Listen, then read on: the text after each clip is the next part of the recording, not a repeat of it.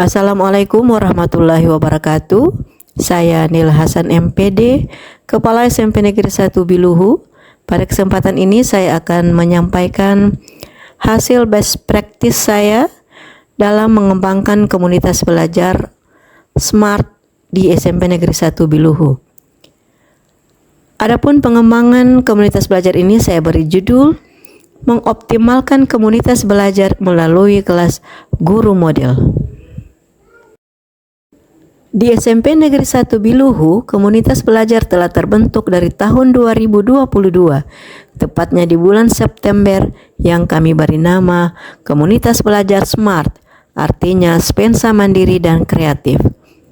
Namun dalam pelaksanaannya, komunitas belajar ini masih menghadapi sejumlah kendala sehingga belum sepenuhnya berjalan secara optimal.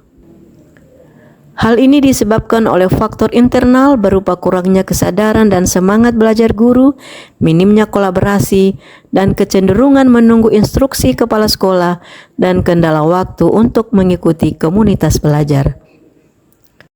Berdasarkan hal inilah maka saya selaku kepala sekolah membuat suatu kegiatan yaitu kelas guru model yang bertujuan untuk menggerakkan komunitas belajar dan hasil dari kelas guru model ini yang akan menjadi bahan diskusi kami dalam komunitas belajar. Komunitas belajar dalam sekolah sangat penting sebagai wadah untuk menciptakan kolaborasi dan belajar bersama antara GTK, serta bersepakat bahwa pendidikan bagi semua murid merupakan tanggung jawab kolektif, bukan tanggung jawab perorangan. Wadah kolaborasi GTK dalam sekolah ini tujuannya tidak lain untuk meningkatkan kompetensi pendidik dan membangun budaya belajar bersama yang berkelanjutan di dalam lingkungan sekolah.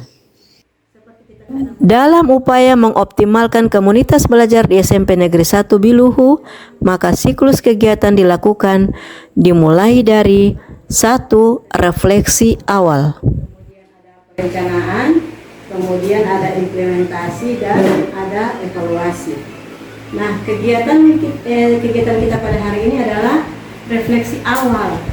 Jadi pada refleksi awal ini kita akan berdiskusi bagaimana pembelajaran yang ada di kelas Bapak dan Ibu. Refleksi awal ini boleh yang menjadi data kita adalah boleh rapor pendidikan, boleh data asesmen, boleh nilai raport yang sebelumnya, itu boleh kita menjadi acuan kita dalam melaksanakan refleksi awal ini. Nah, dalam diskusi ini, semua permasalahan yang ada di kelas itu akan kita bahas pada hari ini. Assalamualaikum warahmatullahi wabarakatuh. Waalaikumsalam warahmatullahi wabarakatuh. Berdasarkan data asesmen siswa, ternyata masih ada, kalau untuk mata pelajaran agama, itu masih ada siswa yang belum tahu baca tulis Al-Quran.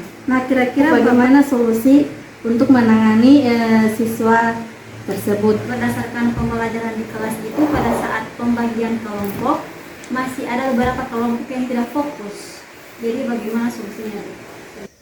Kalau dari saya, Bu, saran untuk mengamati langsung pembelajaran dalam kelas, kira-kira ada salah satu guru saja, Ibu, yang bisa kita jadikan model. Pada saat implementasi perencanaan pembelajaran, itu kita akan lakukan pada salah satu orang guru yang menjadi guru model. Kita akan melakukan observasi di dalam kelas dan ada satu orang guru yang menjadi model. Selanjutnya adalah perencanaan. Pada tahap ini, guru berkolaborasi mengembangkan perencanaan pembelajaran atau mereview perencanaan yang sudah ada sebelum digunakan di kelas guru model. Ada empat pertanyaan kunci yang dapat digunakan guru ketika mendiskusikan perencanaan pembelajaran, yaitu apakah hal ini yang kita ingin murid capai? 2. Bagaimana kita mengetahui bahwa murid sudah mencapai hal tersebut? Yang ketiga, jika siswa belum mencapai tujuan pembelajaran, apa yang akan kita lakukan? Dan yang keempat, jika siswa sudah mencapai tujuan, pengayaan apa yang harus kita lakukan? Namun keempat pertanyaan ini tidak harus digunakan pada satu sesi belajar di komunitas belajar. Siklus selanjutnya adalah implementasi.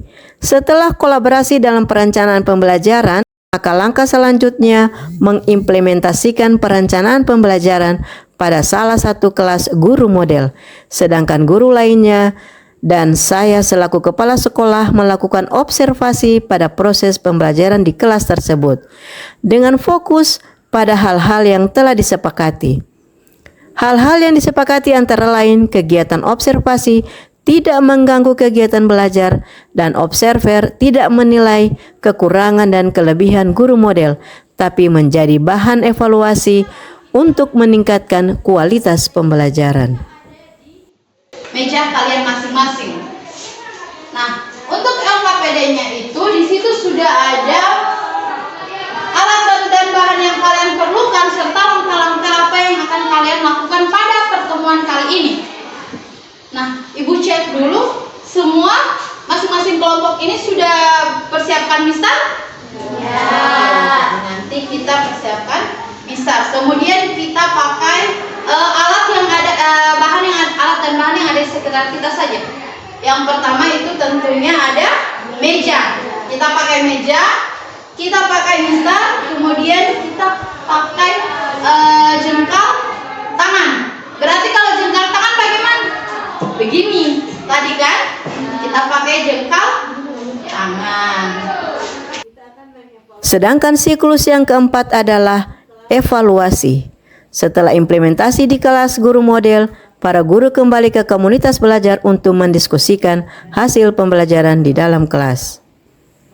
Menurut saya kalau dalam pembelajaran matematika itu yang sudah saya buat sampai saat ini, itu saya membagi siswa dalam satu kelas itu ada 3 kelompok. Yang pertama itu low, kemudian middle, yang ketiga adalah high.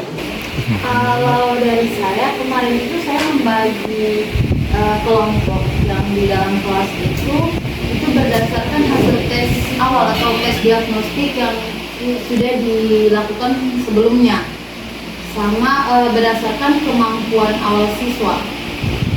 Komunitas belajar adalah sekelompok guru, tenaga kependidikan, dan pendidik lainnya yang memiliki semangat dan kepedulian yang sama terhadap transformasi pembelajaran melalui interaksi secara rutin dalam wadah di mana mereka berpartisipasi aktif dalam implementasi kurikulum.